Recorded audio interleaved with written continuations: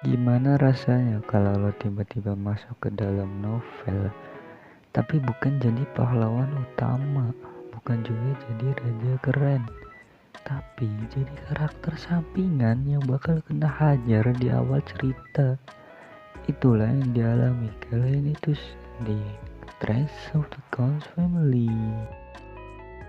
Tapi, apakah manhwa ini seistimewa yang orang-orang bilang? Atau cuma isekai biasa yang banyak di pasaran? Tenang, gue bakal bahas semuanya di video ini. Jadi jangan kemana-mana dan siapin cemilanmu. Jadi, ceritanya ada seorang cowok modern yang mendadak sadar kalau dia masuk ke dalam novel yang dia baca. Masalahnya dia bukan jadi MC, tapi jadi Kelhenitus, si anak bangsawan pemabuk yang dalam cerita asli bakal dihajar MC utama dan nasibnya mengenaskan.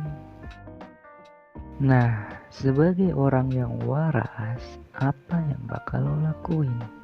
Tentunya cari cara buat ngelindungin diri dan hidup santai dong. Dan itu yang coba dilakuin Kel. Dia pengen hidup damai, kaya raya, gak kena masalah. Tapi ya hidup gak semudah itu, Ferguson.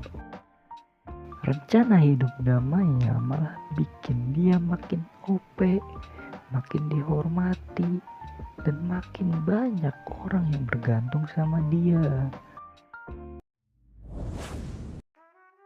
Di manhwa isekai lain, MC biasanya langsung jadi super kuat. Tapi Kel, dia malah pengen hidup santai dan gak mau ikut campur.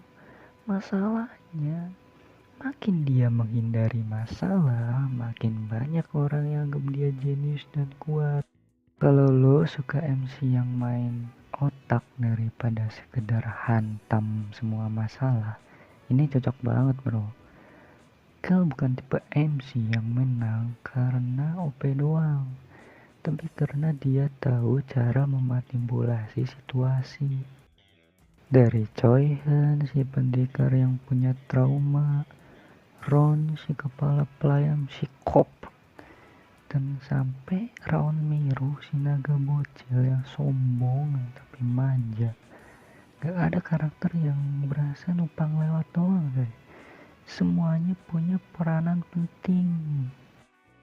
Meskipun ada perang, ada politik, dan konflik besar, manhwa ini tetap banyak humor. Mulai dari Kel yang sarkas, Raon yang suka menyombongkan diri, sampai interaksi absurd antar karakter lain. Lo bakal tawa sih di sela-sela ketegangan itu. Dunia di TCF ini punya sejarah panjang yang makin lama makin terungkap. Ada perang antar kerajaan, para dewa misterius, dan banyak rahasia yang bikin lo penasaran terus. Banyak manhwa yang MC-nya tiba-tiba jadi super bijak tanpa alasan. Tapi di TCF, perkembangan karakter terasa natural. Kayak tetap pemalas, tapi lama-lama dia mulai menerima tanggung jawab tanpa sadar. Itu yang bikin ceritanya makin menarik coy. Buat yang suka action cepat, mungkin awalnya terasa agak lambat karena lebih banyak strategi dan politik daripada pertempuran langsung. Tapi begitu konflik besar mulai, semuanya jadi lebih seru. Banyak detail kecil dari novel yang gak masuk ke manhwa. Buat yang pengen lebih dalam memahami dunia TCF, mungkin perlu baca novelnya juga sih. Kel ini jenius ya, tapi kadang rencananya tuh terlalu sempurna gitu, sampai nyaris gak ada tantangan buat dia. Ini bisa bikin beberapa konflik terasa kurang menegangkan.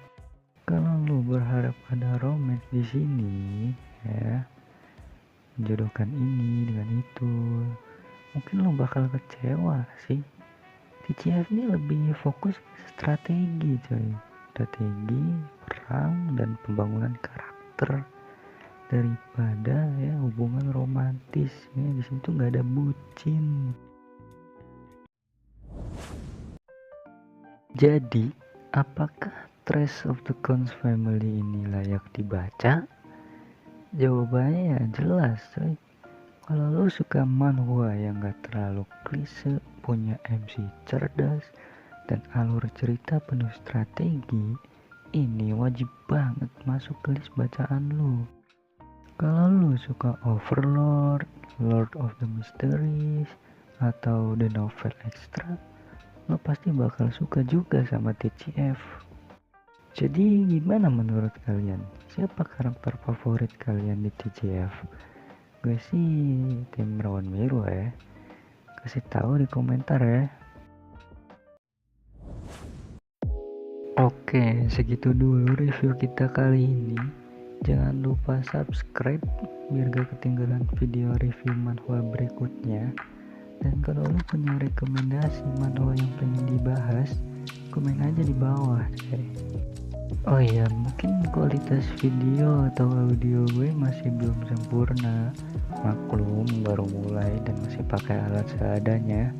Tapi tenang, gue bakal usahain makin bagus ke depannya. Terima kasih udah nonton dan sampai jumpa di video selanjutnya. Ingat, naga adalah makhluk terkuat.